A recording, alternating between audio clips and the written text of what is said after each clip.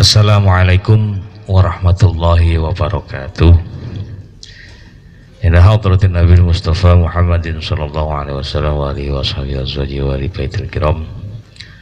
Subhana jami'a abaihi wa ikhwanihi min al-anbiya wal mursalin wal malaikatil muqarrabin wal karubin syuhada sholihin wal awliya wal ulama wal amilin wal musannifin khususan ila sultanil awliya Syekh Abdul Qadir Jailani wa muallif kitab Ar-Rawi'in An-Nawawiyah abaina wa abaikum wa ummahatina wa ummahatikum wa jaddatina wa jaddatikum wa jaddatina wa jaddatikum wa masyayikhina wa masyayikhikum syai'ulillahi lana wa lahumul fatihah. A'udzu billahi minasyaitonir rajim. Bismillahirrahmanirrahim.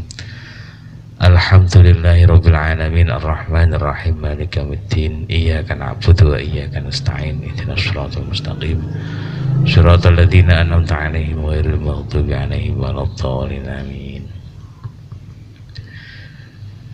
Bismillah, alhamdulillah, wassalatu wassalamu ala rasulillah sayyidina wa maulana Muhammadin ibni Abdillah wa ala alihi wa ashabihi wa man tabi'a hudah min yaumina hadza ila yaumil qiyamah.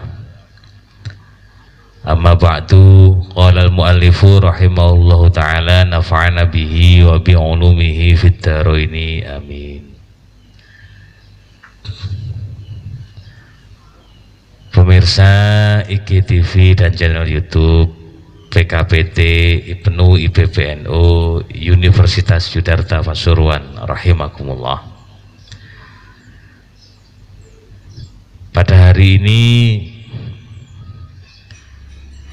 alhamdulillah kita kembali bersama-sama belajar bersama, mengkaji bersama tentang beberapa hadis Rasul. Dan pada pertemuan kita yang ke sekian ini, yang saat ini, nggak tahu ini pertemuan yang keberapa, nggak pernah ngitung. Penting ini pertemuan inilah.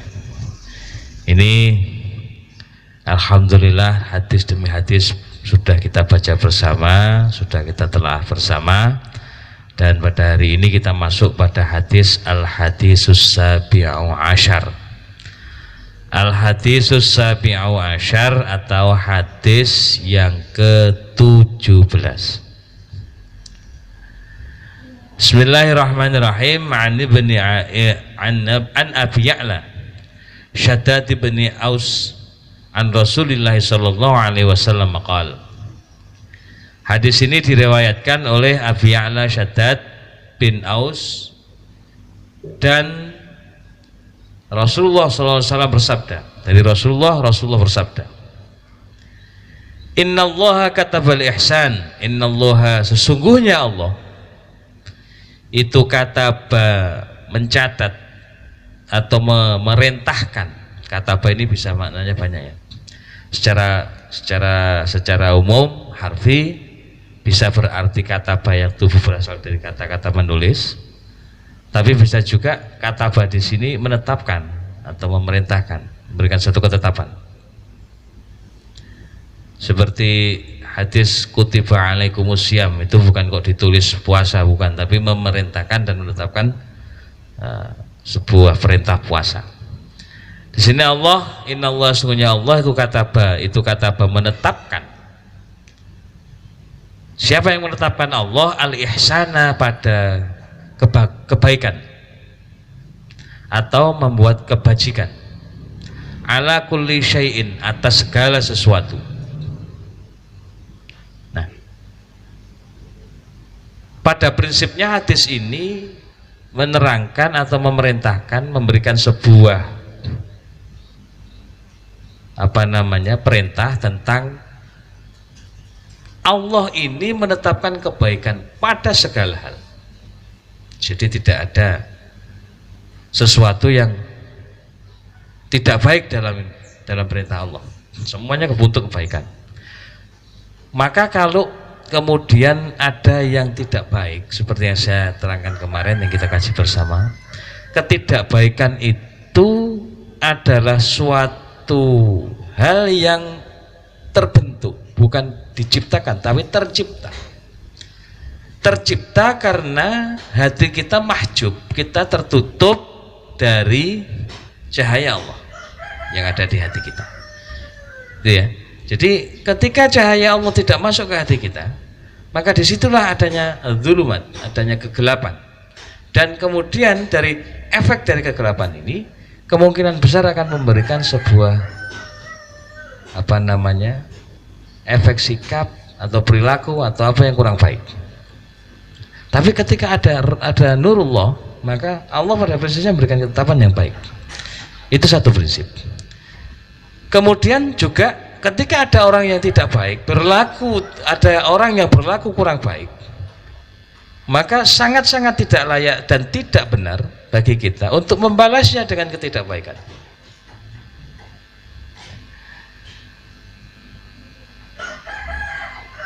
Kalau kemudian kebaikan dibalas dengan keburukan dibalas dengan keburukan, ini tidak akan selesai masalahnya. Yang muncul adalah dendam kesumat akhirnya. Nah, itu pada frame umumnya, globalnya. Tetapi di sini kemudian lebih ditafsir, dipertegas. Apa?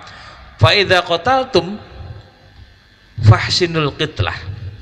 Fa idza qataltum, maka ketika kamu membunuh atau mematikan,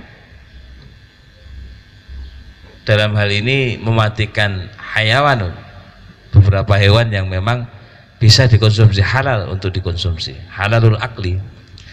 Fahsinul qitlah, maka perbaikilah atau berbuat baiklah kalian semua al-qitlata dalam membunuhnya.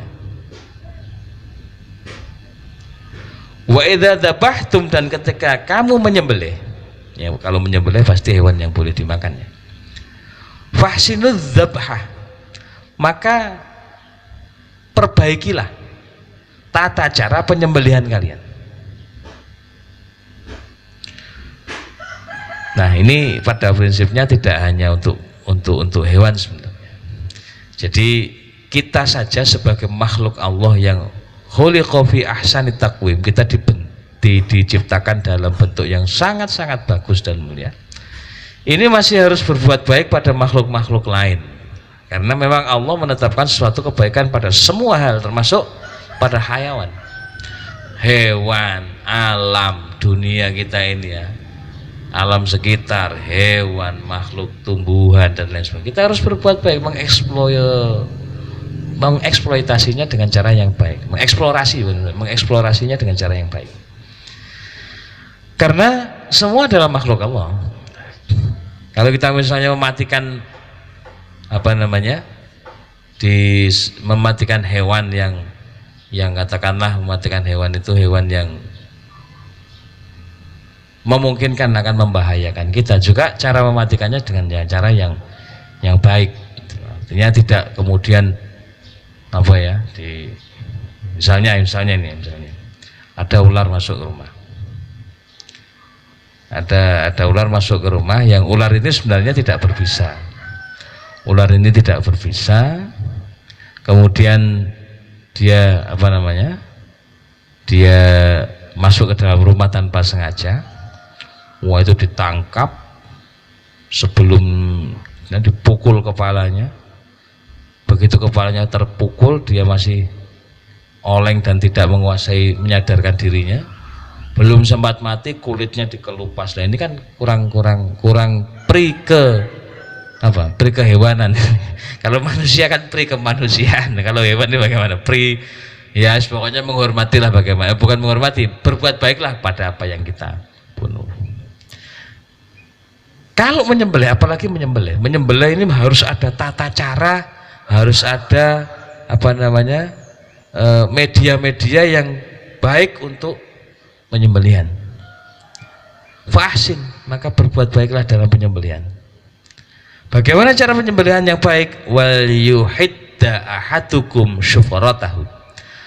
Wal yuhidda, dan agar supaya mempertajam. Siapa? Ahadukum, salah satu dari kalian semua, syufaratahu, di pisaunya, pisau yang digunakan untuk menyembelih.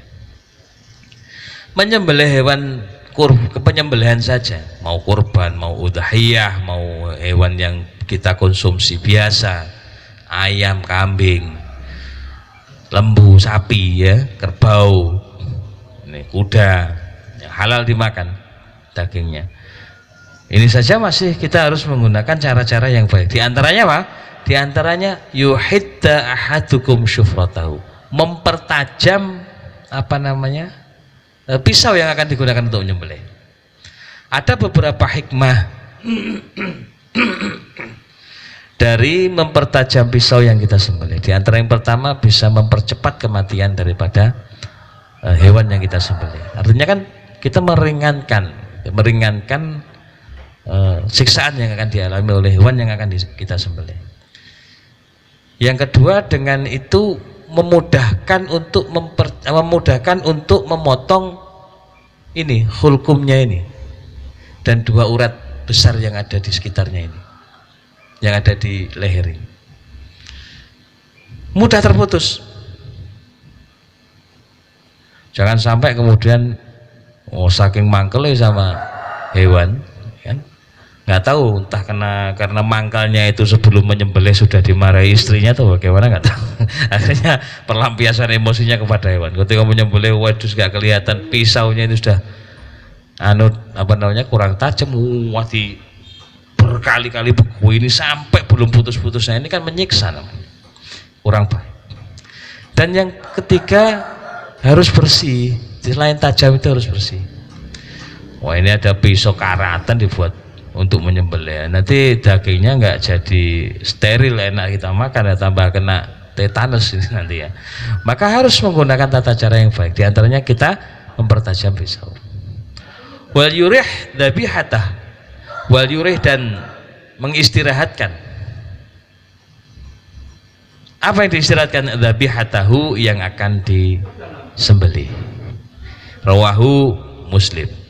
Maksudnya diistirahatkan ini jangan kemudian baru datang langsung kondisinya dia masih berontak dan lain sebagainya langsung tidurkan sembelih. Ini kurang layak sebenarnya. Diistirahatkanlah sekedar 1-2 jam atau 1 hari, baru besoknya disembelih. Kalau langsung datang langsung disembelih, kadang-kadang dia agak meronta, trauma dan sebagainya, dan ini kurang baik sebenarnya dalam memproses proses penyembelihan. Para pemirsa yang dirahmati oleh Allah, ini saja yang dijadikan sebagai kata kunci hewan. Kita masih harus berbuat baik, apalagi kepada sesama manusia. Ini kita juga harus lebih berbuat baik dan lebih melakukan kebaikan. Bagaimana bersosial yang baik, bertetangga yang baik, berumah tangga yang baik, berkawan yang baik, ya. Saya kira itu saja yang bisa kami sampaikan pada kesempatan yang mulia ini. Sedikit yang kami sampaikan dengan perbatasan waktu ini. Semoga mendapatkan iringan hidayah dari Allah Subhanahu wa Ta'ala dan akan menjadikan ilmu kita ini ilmu yang manfaat. Amin amin ya rabbal alamin. Akhiran, wallahu muwaffiq ila aqwamit thoriq. Wassalamualaikum warahmatullahi wabarakatuh.